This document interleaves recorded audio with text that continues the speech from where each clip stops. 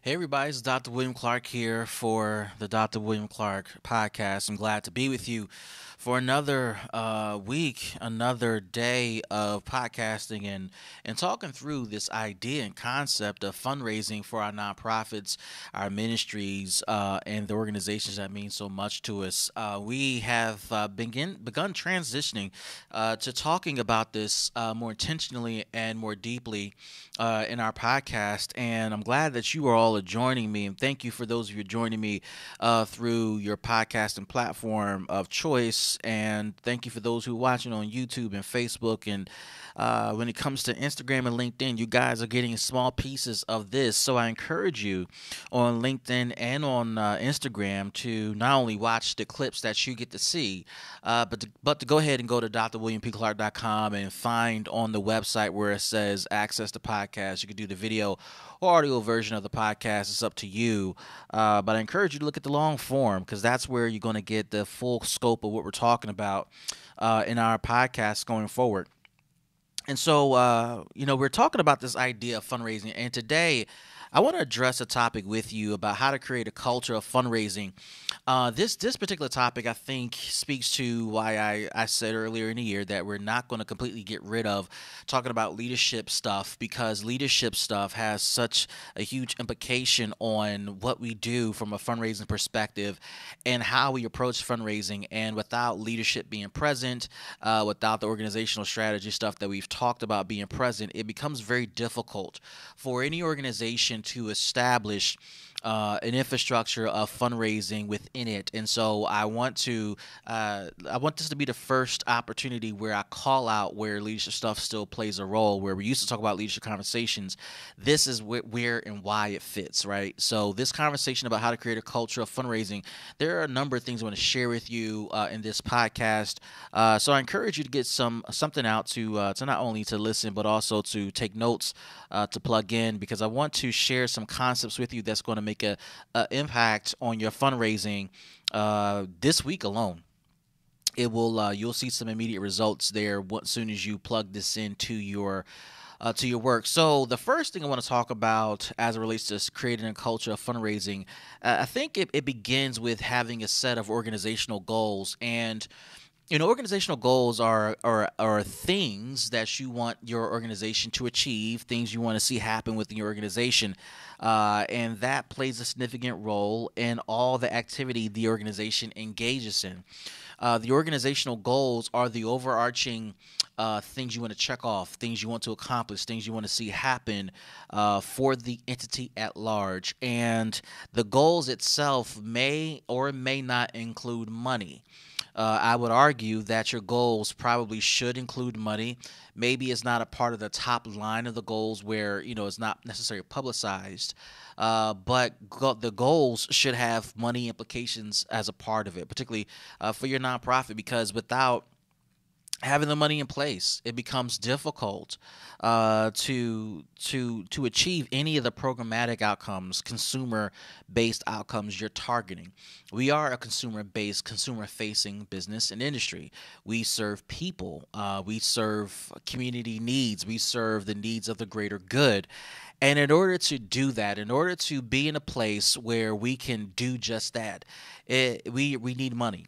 We need money to pay for overhead. We need money to pay for staff. We need money to pay for supplies. And all the little things that come into play as it relates to funding a venture of such as the one that we're talking about. And so your organizational goals have to be clear regardless of what they are.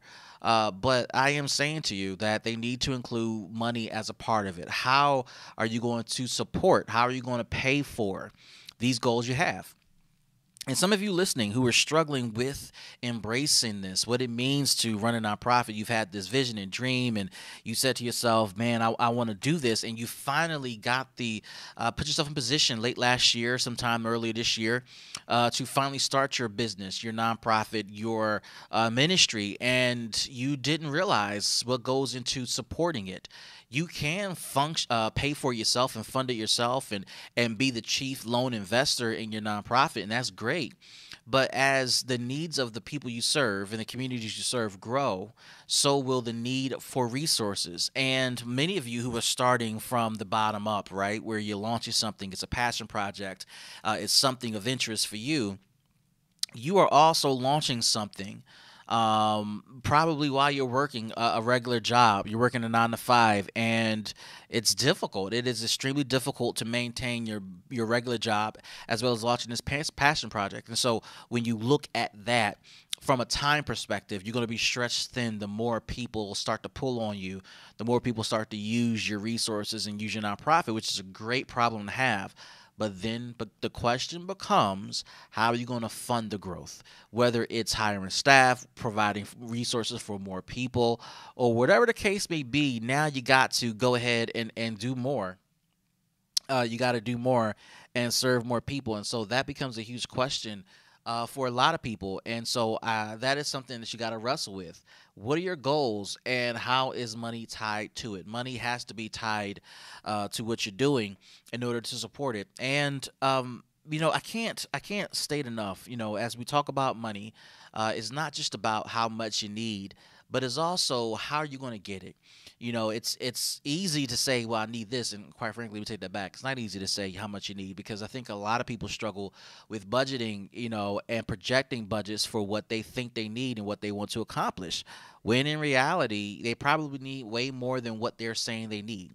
They probably need a lot more than what they claim that they tell the funder that they need. And so the truth becomes, how much do you actually need?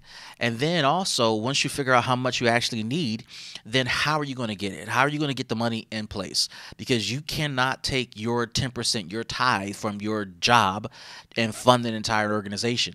If you look at mature organizations, if you look at organizations that are grown and large, and have capacity, etc., they are not funding it from the single donation of a single donor. While in some rare cases that is the case, larger, big, behemoth organizations are funded because of the investment or the stock transfer from a very, very, very wealthy individual. You look at the average nonprofit, that is not the case. That's not normal. So when you look at how it actually works, it works based upon a compilation of resources from multiple people plugging in to say, hey, we're going to put our money together to do this, whether we're going to be a group of individual donors, whether we're going to be a group of funders, whether we're going to be a group of fundraisers that pour in our money to support a vision. That's what it's going to take. And regardless of whatever strategy you choose, it's going to require you to step outside of yourself to support your vision. It's going to take more than your 10% to support your nonprofit or your ministry. It's going to take more than whatever you can muster up from your family if they decide to give to support your nonprofit. It's going to take partnerships external of you and beyond you to help you get your nonprofit off the ground. In order for people to give to you, and in order for people to be inspired to give, in order for people to feel like it is worth their time and resources, and there's an alignment with your giving, you got to have some goals. You got to have goals for the organization to achieve. I can go deeper into how to set goals. You can look at some of the archives of the podcast, the Dr. William Clark podcast, and look back at what we've talked about historically over how to set organizational goals.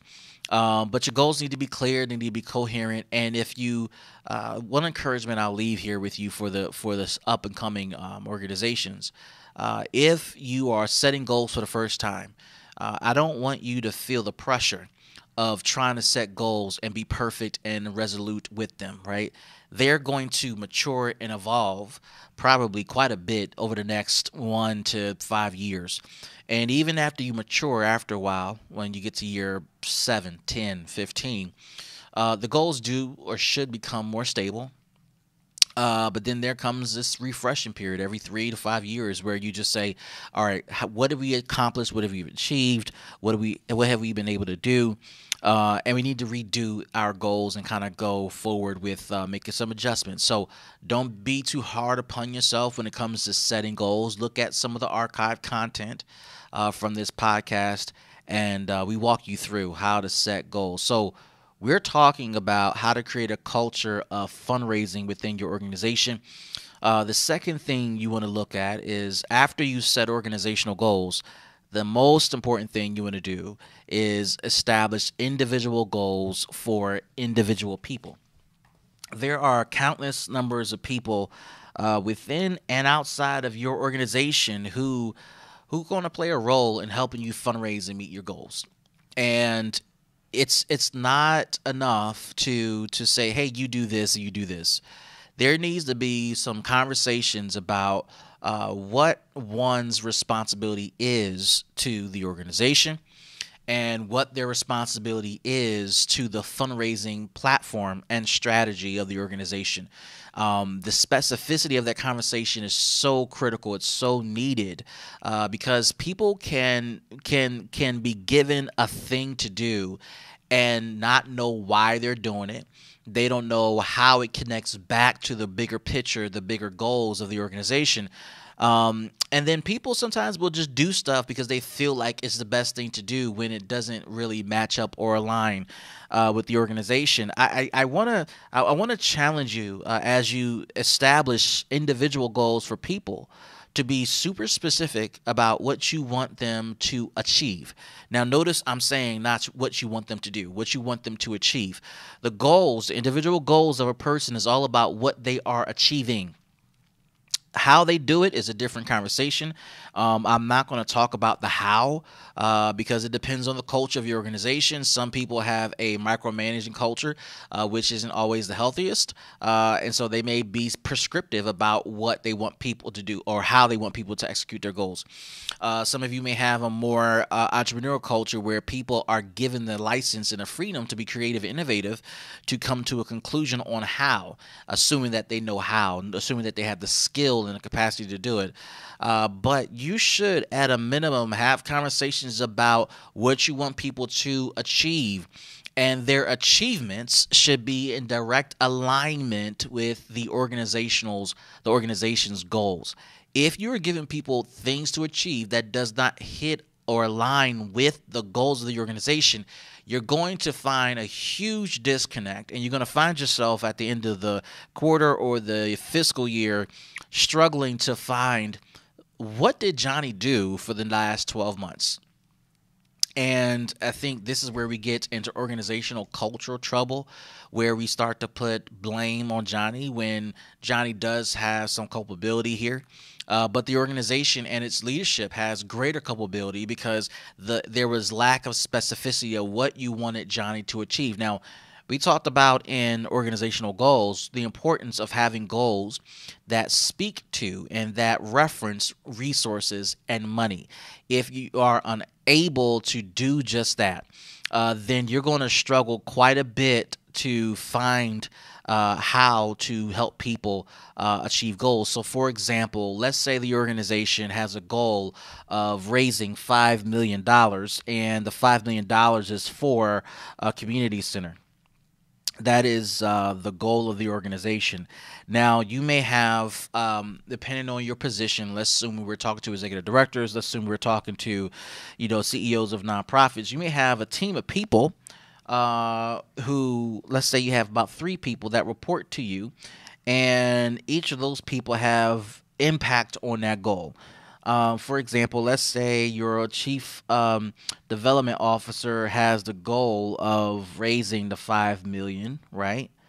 Let's say your chief operations officer has the goal of making sure program operations is planning for what activities and programs will be run out of that new facility, right? And also keeping up performance for current funding so that we're not losing any money from the 5 million, because that can happen where you're so busy focused on the future that you let go of today, and funding you thought you can count on for the future gets removed because the funder says, well, you're not performing, you're not focused, etc. And let's say the third person reporting to the executive director is the CIO, and this person is responsible for developing or identifying a financial tracking system. All right. And this system allows the CDO, the Chief Development Officer, to track how much money is raised and from whom, so that they can not only track but also send thank yous and also earmark dollars as they're coming in. These three people are reporting to the CEO or the executive director, and these three people have sub goals, personal goals, individual goals that directly align with the organizational goal of raising $5 million. That connection is so critical, because if you don't have your chief development officer focus on raising $5 million, then what are they spending their time on? Raising money for stuff that is not relevant to the community center, right? So you gotta have them focused on what's important to the organization. And even with the chief development officer, as that person starts to give out goals to their team and so forth and so on, again, the goals begin to trickle down as you go further down the organizational chart. And no matter who's working on what piece of this process or project, it still should funnel up to the chief goal of raising $5 million. When it comes to program activities, again, program frontline staff can feel that they're completely disconnected from organizational goals, and those feelings may be legitimate, but the reality is their activities are directly implicated and a part of the goal, for this example, of raising $5 million. Because if we get a reputation of not performing and not delivering program results, or not delivering on outcomes for our clients, or not connecting and support, working with in deep connection with the funder, that can have a ripple effect on the chief development officer and their team's ability to raise money, because now your organization's reputation is start to go down the toilet. And over this campaign, that rumor can spread, whether true or not, which would get people to wonder, why should I give you money if you guys can't handle the basics right now or what you're doing right now? So all of it is connected, and of course the CIO developing an information system that is able to not only collect data for programs, which all nonprofits should be able to do, but also to collect financial data. How much is coming in from what source? Which way are people donating, whether it's cash, check, or an online system? And if it's an online system, which one? Which one is most profitable? Which one is most used by our donors? Which one is most comfortable? Which one is most user friendly? Is it our website? Is it PayPal? Is it Square? Is it some other platform that we're using to integrate into our work? And so all that data means a lot, because now, as a chief development officer, the more I know about how the money's coming in, then I can speak to future donors to say, hey, these are the ways people are giving. Maybe this aligns with what you're using to already give, or we can work on things that are not giving. Maybe there's a bottleneck with the process online. Maybe there's a bottleneck with collecting check and cash. Maybe there are issues, and so without having that data, you're not going to be able to make adjustments. All of this is about how to create a culture of fundraising. The COO and the CIO idealistically and theoretically have absolutely nothing to do with fundraising, because they are not out, asking people for money. However, their work either helps or hurts the ability of the chief development officer and their team to raise and ask for money. So everybody in your organization influences fundraising outcomes and fundraising results. If you don't see it that way, if you don't treat it that way, then your organization is going to struggle staying connected and struggle with creating a culture that is moving in one singular direction. I've seen it too many times. See it today working with clients and students who are struggling to steer the ship towards a goal, but they are not connecting the work of every individual to the singular set of goals that the organization has set, particularly as it relates to fundraising. So that can be a huge issue, and I encourage you to really think deeply about how to connect people to the goals at hand. The next thing you want to do when creating a culture of fundraising is to schedule regular check-ins for measurement. You can't give out individual goals, let alone organizational goals, and not create a process where people are invited to check in with the results of what they are working on. It's important for people to know that you're going to be measuring results, that you're going to be looking at outcomes, that you're going to be working towards looking at how they are tracking towards the goals. Without the check-in process, it's kind of hard to hold people accountable.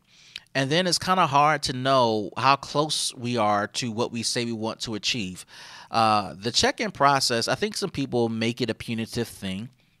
If you're petty like that, I don't want to say more power to you, because it's not going to be powerful at all. It's actually a distraction and a detraction.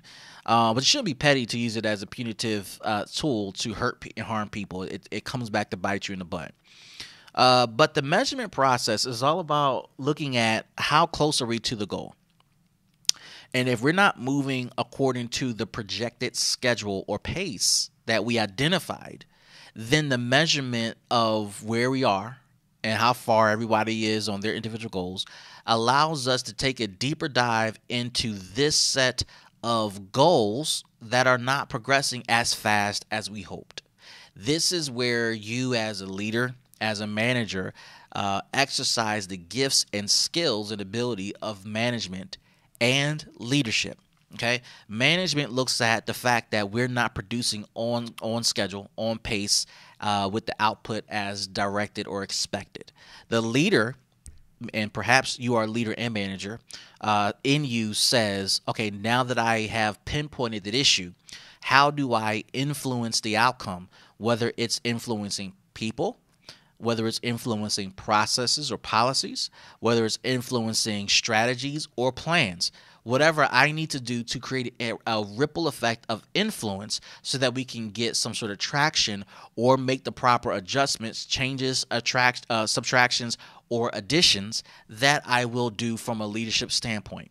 If you have a singular management focus, a focus where you're only focused on outputs and widgets, it becomes very difficult for you to understand when, where, and how to create ripple effects of influence. Influence is what leadership is.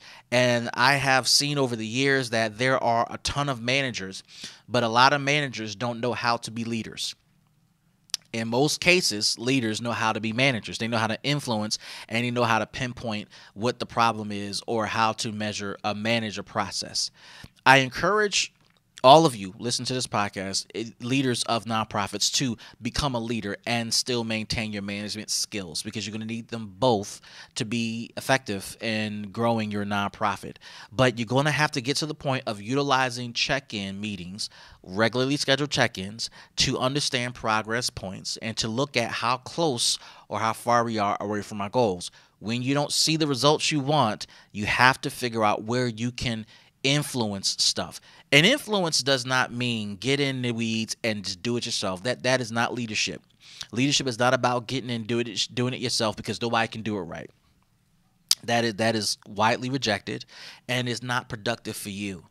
In fact, leadership is all about saying, okay, what coaching can I provide to you so that you can move forward with the work you're still assigned to do? Because I'm not going to take away your work. I'm not going to take away your responsibility. But I've been where you've been, and I can coach you. I can help you with some solutions. I can make some introductions for you that can help you get from point A to point B. Okay? That becomes very essential and vital to you as the leader, to make sure you have check-ins. If your chief development officer is responsible for raising $5 million, let's say over a 24-month period, then you want to check in on a regular basis, whether it's biweekly or monthly, to see how close are we. We started at 0 at the top of the year. By end of January, where are we? Are we at least 2%, 5%, 10% there? Maybe we have a surprise in 20% because an individual donor was planning a gift and the timing just worked out and they decided to give toward this campaign. And then, speaking of that example, right? If you have a jump in results, don't adjust your timetable. Don't adjust the expectations. You still want to have a measured. You want to still have measured goals and measured outputs, regardless of spikes or decreases in performance. Because when you look at the average of gifts per month, average of gifts per quarter, per year, you still want to stay kind of flatline and consistent regardless of the blips or dips that show up as along the trend line. It becomes important for you to not get overly excited or upset when you're not achieving things. It's all about the consistency. What's the average output? What's the average response, right? And those check-ins allow you to measure what's happening, what's not happening. If you are seeing things that are not being productive, results that are not coming through the way you want them to, the check-ins allow you to have that regular scheduled time to say, hey, let's figure out what we can do different. This goes for the chief development officer, in our example, the COO, the CIO, all of it. And again, the check-ins are all about outcomes that are connected to the goals of the organization. It's all about creating a culture of fundraising. You don't want to do fundraising yourself. You can't. If you're the founder of a nonprofit, founder of a ministry, you can't do it by yourself. You need partners. You need people who are saying, I am willing to invest in you. I am willing to partner with you. I am willing to walk alongside you. I am willing to do whatever is needed to help you. You need people that are willing to do that and to walk alongside you and to say, I am willing to be there with you. The check-ins allow you to do that, especially with people who are responsible for things that are relative to the outcomes you're targeting. All right, folks, we're still on this track, right? Trying to create a culture of fundraising. Here's the fourth thing I want to share with you. You might want to have a group of people who are focused on special projects, specifically projects that will create new revenue that can support the fundraising goals that you're setting, right? New revenue, new projects, special projects. It's one of my favorite things because it's an opportunity to create programs, projects outside of, quote, the norm of your nonprofit with the express goal of testing out concepts and ideas that can improve services, improve the experience of the customer, and also invite investors, both existing and new investors, to come on board as a partner to support your work as it continues to evolve. Special projects can be used to pilot ideas that you can't pilot within a standard program that you have. Special projects can be used to pilot relationships and partnerships. It can be used to pilot strategies that you think might work, but you're not willing to test it in a live environment. So we'll put it in a special project to kind of have it tested in a safe environment where it doesn't break anything.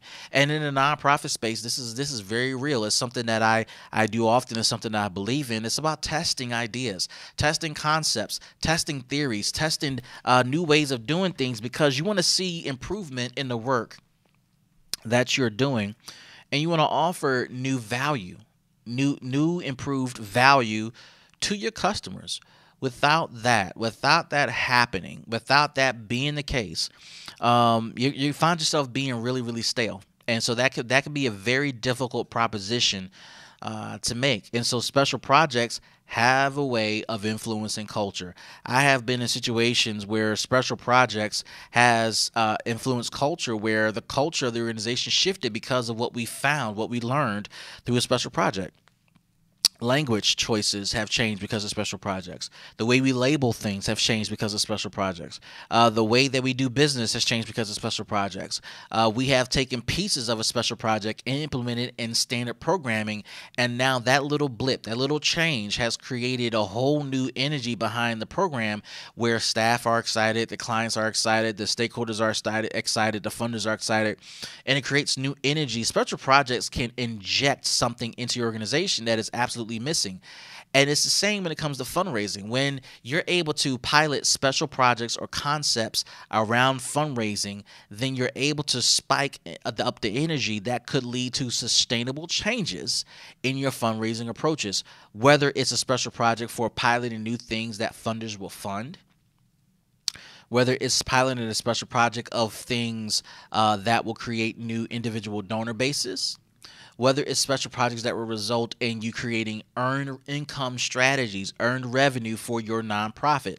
These things become super important, super essential to what you do as a nonprofit leader and operator. Special projects can be the place where you can pilot new fundraising strategies that no one else is doing or talking about in your industry. You can pilot partnerships. For example, you may say, hey, I want to partner with the neighborhood grocery store because we have a youth serving organization. And I want to partner with them to do a couple of things. Number one, I want to partner with them to see how we can get more of our kids, our clients, employed at their facility, right? Number two, I want to figure out ways that we can figure out how to generate revenue, earn revenue by sending clients there who use a special code to make a purchase, right? So increasing their customer base, increasing their revenue, while at the same time doing some profit sharing with those customers that we share. It's about those things that can have a ripple effect in your fundraising and a ripple effect in your programming that you really want to tackle and tap into. You want to begin to explore with the local barbershop. What does it look like to create business practices among professional practices among a small a small pilot of young people where we're teaching them how to be professionals, young professionals, even though many of them may not ever cut hair, even though many of them may not ever become an entrepreneur. But what can we do to create this culture, this teachable environment where they're learning how to be professionals, where they're learning how to show up on time, where they're learning a work ethic? And then what does it look like for us to do some revenue sharing, some partnerships where if I send clients your way, you give me a referral fee for every client that I send, a small percentage, and every dollar you send over as a connection to the referral fee goes to this young adult programming. It's concepts like that that can defray costs, that can increase revenue, that can give you unrestricted revenue for things that you really need to pay for. And it also provides, as I said, energy into the organization where you begin to see, wait a minute, if that concept works, then what else can we work on? What else can we do to introduce new things within the organization and within the way we do business? Who else can we partner with? Who else is relevant to our work? Where else can we get traction in a way that just is unique to the work we do? Special projects have an incredible impact on creating a culture of fundraising. It can change everything. And where you are obligated to follow standards and procedures, and you're not given the creative freedom to change things with some of your programs, you may find that because of a special project, you can go back to one of your major funders and make recommended changes to a program that they fund. To the point that if you've proven the concept upon recommendation, that means you've tested it with a special project, you've gotten some results over a defined period of time, and you're now making a recommendation to a funder to say, hey, we've been testing this for about 24 months. We want to share the results with you, and perhaps you might find them interesting. You will be surprised how funders will go along with the adjustments, not only because you made the recommendation, but because you have the data to prove it. Special projects can be the place where you test stuff out, look at the results, and say either it's going to work or not work. Some funders will make recommendations to you and say, hey, we'll fund you to do this. And you can say, nope, not going to work. Well, why not? Because we tried it. Here are the results. Here's the data. Here's the period of time we tested it. Here's the long-term effects. And we realize that because of this, it's not going to help our clients in the way that we think. Special projects can make a significant difference in creating new blue oceans. If you have not read the book Blue Oceans, you got to read it. It's all about creating new revenue pockets where there is little to no competition, creating new strategies where you are the only player, you're the only contributor, you're the only one having a significant impact on that thing. This is important. Special projects creates culture. Special projects influences culture, and it keeps you honest. It keeps you on the bleeding edge of creativity. If you are a nonprofit leader and you're saying, I am all about helping our clients get better and doing X, Y, and Z, and yet you don't invest in special projects, we have to question your authenticity. In order to get better, you don't get better by doing the same things. You get better by doing new things, better things, improving processes, changing the way you do business, adding things to the way you do business. Those things matter so much to creating a culture of fundraising. So I have one more thing to share with you. We talked about organizational goals, individual goals, check-ins for measurement, special projects. The last thing you want to make sure you do when you want to create a culture of fundraising, this is for all the senior leaders, the senior leaders, the CEOs, EDs out there. Maybe you are a C-suite individual who is responsible for creating a culture of fundraising. The last thing and the thing you must do, this is certainly not least, you must have a master plan. The master plan governs the strategies that you're going to execute to get closer to your fundraising outcomes. Without a master plan, you're not going to be able to track performance. You're not going to be able to track how we're getting closer to organizational goals. You're not going to be able to track individual goals and outcomes. You're not going to be able to track performance at large by department or individual or organization. You need a master plan. If you're not comfortable with master planning, if you're not comfortable with strategic planning, if you're not comfortable with action planning or project planning, this might not be the work for you. Whether you're fundraising or running a program, you must have a master plan. The master plan governs every step of the process, every step of the way. And if you're not allowing yourself to plan the process, you're losing out on something tremendous. I have come across way too many people who have laughed at and balked at the importance of planning. And the question becomes, well, why do I need to plan? Because I'm just doing great work. That's all that matters. I mean, yes, that matters. Don't get it twisted. But how do you know your work is great? How do you know your work is relevant to your goals? How do you know it's relevant to the community, to stakeholders? How do you know you're performing as you envisioned? Do you even know what your vision is? Have you written your vision down? Have you written your mission down? How do you know you're getting closer to achieving what you claim you want to achieve? There's no way to know that without a master plan, without a master strategy that guides everything and everyone. How do you know you're spending money on the right thing if it's not getting you closer to your master plan or master outcomes? It's difficult, if not impossible. It's difficult to do that without a master plan. You need it. You need the master plan in place in order for you to create this culture of fundraising you're looking for. I have, in some of the archives of this podcast, talked about planning. You can take pieces of that along with other pieces that I've talked about in our archives, and you can begin to see where I talk deeply about master planning, strategic planning, action planning, project planning. It's all tied together. And quite frankly, to deepen the culture of this, you as the senior person should not be the only one planning. While the master plan governs all activities, you must, let me just get this clear, you must have your reports, your direct reports on down, create their own plans that feed into the master plan. Just like we have organizational goals and individual goals that tie into the bigger goal, there should be plans that tie into every plan you have. Your master plan should be covering everything from, we talked about raising the $5 million, program activity, as well as the financial systems. There should be specific action, strategy, project plans that get at every detailed step. And the plans that your teams develop must be super, super detailed. I can't tell you enough. Without the detail, you're not going to be able to measure progress or results. Detail wins. Detail is king. Detail is essential, and you're going to need it. The master plan helps you with that. So we have covered quite a bit in this podcast. How to create a culture of fundraising. You got to set organizational goals. You have to have individual goals for every member of the team. You have to do check-ins. You have to have special projects to innovate and test ideas. And you got to have master plans. This is essential to creating a culture of fundraising. I have seen it. I've done it. I continue to help people do this. And I encourage you, if you want to learn more, if you want to get plugged into some assistance that can help you move the needle in your fundraising and your fundraising planning, I encourage you to attend our free webinar. You can go register at mysixfigurefunding.com. Again, it's mysixfigurefunding.com. And on that website, you'll be able to register for our free webinar, How to Triple Fundraising Results Without Chasing Funders.